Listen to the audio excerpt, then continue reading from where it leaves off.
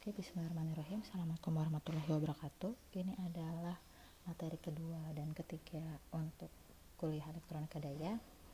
Materinya mengenai konversi daya. Elektronika daya menggabungkan daya elektronika dan kontrol. Daya terkait dengan peralatan-peralatan daya, baik yang tidak bergerak maupun yang berputar untuk pembangkit, transmisi, dan distribusi daya listrik. Elektronika terkait dengan piranti-piranti dan rangkaian solid state untuk pemrosesan sinyal listrik guna mendapatkan tujuan pengendalian yang dikehendaki. Dan kontrol menyangkut sistem kontrol, operasi, peralatan, dan sistem agar dapat beroperasi sesuai yang diharapkan. Jadi, elektronika daya merupakan aplikasi dari elektronika solid state atau rangkaian semikonduktor untuk kontrol dan konversi tenaga listrik. Sesuai dengan bahasanya, yaitu konversi tenaga listrik, maka elektronika daya secara khusus memiliki 4 ruang lingkup. Yang pertama, konverter DC to DC, yang kedua konverter AC to DC, yang ketiga konverter DC to AC, dan yang terakhir konverter AC to AC. Sini dapat kita lihat ada 4 jenis konverter. Gambarannya di bagian kiri atas bisa dilihat bahwa rectifier atau penyearah adalah konverter AC to DC mengubah arus AC menjadi arus DC, dan di sebelah kanan atas adalah konverter DC to AC atau disebut juga dengan inverter yang mengubah arus DC menjadi arus AC, dan yang di kiri bawah adalah konverter DC to DC atau disebut juga dengan DC chopper yang mengubah arus DC ke DC, namun nanti akan merubah parameter nilai tegangannya. Dan di kanan bawah ada konverter AC to AC atau disebut juga dengan regulator AC yang mengubah arus AC menjadi arus AC namun merubah parameter nilai tegangannya. Nah, pada gambar ini bisa kita lihat ada 4 tipe konversi daya atau ada 4 jenis pemanfaatan energi yang berbeda-beda. Pertama, dari listrik PLN 220 volt melalui penyearah mengubah listrik AC menjadi listrik DC yang dibebani motor DC. Kemudian, di gambar kedua ada mobil dengan sumber akumulator 12 volt dengan inverter mengubah listrik DC menjadi listrik AC yang menghasilkan tegangan AC 220 volt yang dibebani dengan PC. Kemudian, di gambar ketiga dari sumber PLN 220 volt dengan konverter AC mengubah tegangannya menjadi 180 volt untuk menyalakan lampu. Oh ya, sebagai tambahan, jangan lupa bahwa yang masuk ke dalam lampu itu adalah tegangan AC. Namun, karena frekuensinya yang sangat cepat, mata kita tidak bisa menangkap perubahan tersebut. Jadi, kita melihat lampu tersebut menyala terus, padahal sebenarnya lampu tersebut dalam kondisi ketika dimasukkan arus AC maka akan terlihat bahwa nyalanya mulai dari redup ke terang, redup kembali, terang kembali, seperti itu.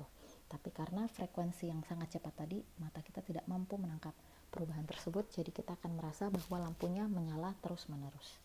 Oke, lanjut ke bagian keempat. Dari sumber akumulator truk 24 volt dengan DC converter mengubah dari DC ke DC menjadi 12 volt untuk pesawat CB transmitter.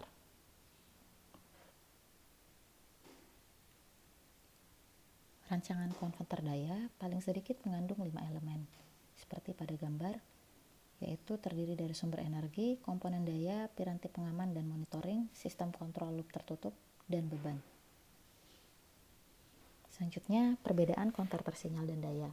Kenapa kita perlu ketahui perbedaan konverter sinyal dan daya?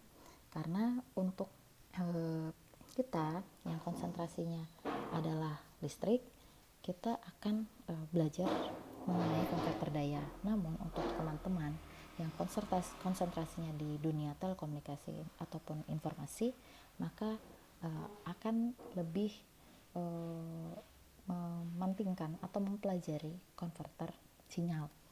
Karena bagi anak-anak di dunia telekomunikasi ataupun dunia informasi, mereka memang bidangnya adalah ke sinyal, karena informasi ditempatkan melalui sinyal. Jadi yang dipelajari adalah analog to digital converter atau sinyal analog diubah dikonversikan menjadi sinyal digital. Sementara kita di anak listrik, kita lebih mempelajari ke gimana mengubah arus AC menjadi DC, ataupun DC menjadi AC, atau AC menjadi AC, atau DC menjadi DC. Jadi di sini hanya untuk memperjelas perbedaan antara konverter sinyal dan daya, di mana kita pun mempelajarinya sesuai dengan konsentrasi keilmuan kita masing-masing. Nah, konverter daya berbeda dengan konverter sinyal. Perbedaan utamanya di sini selain di masalah inputan dan keluaran, juga di masalah efisiensi.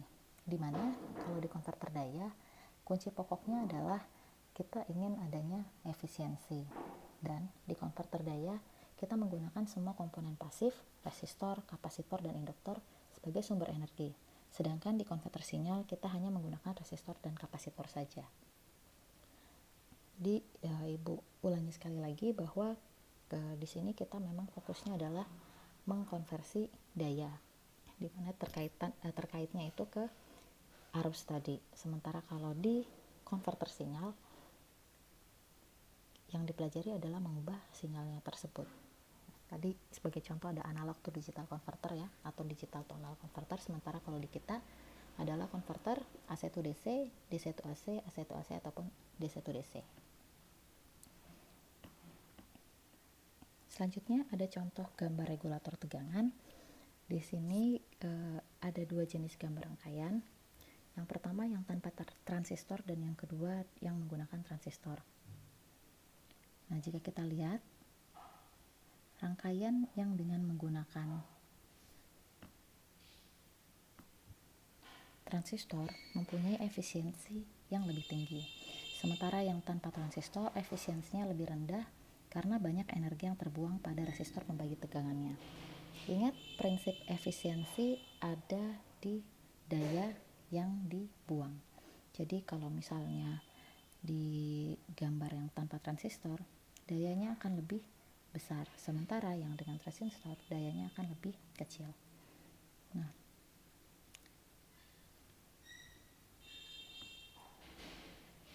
untuk lebih mudahnya kita lihat di gambar pada Proteus. Ini ada contoh pada Proteus di mana kita buat sumbernya 12 volt, kemudian resistor variabelnya 1 kilo ohm, kemudian R2-nya juga 1 kilo ohm. Dan di rangkaian yang di sebelahnya menggunakan transistor. Nah, di sini bisa kita lihat jika kita samakan nilai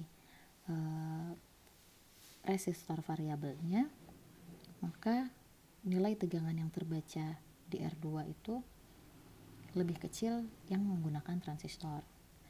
Nah, tadi kita ada membahas masalah efisiensi daya. Ini akan lebih mudah terlihat ketika rangkaian ini kita hubungkan dengan beban.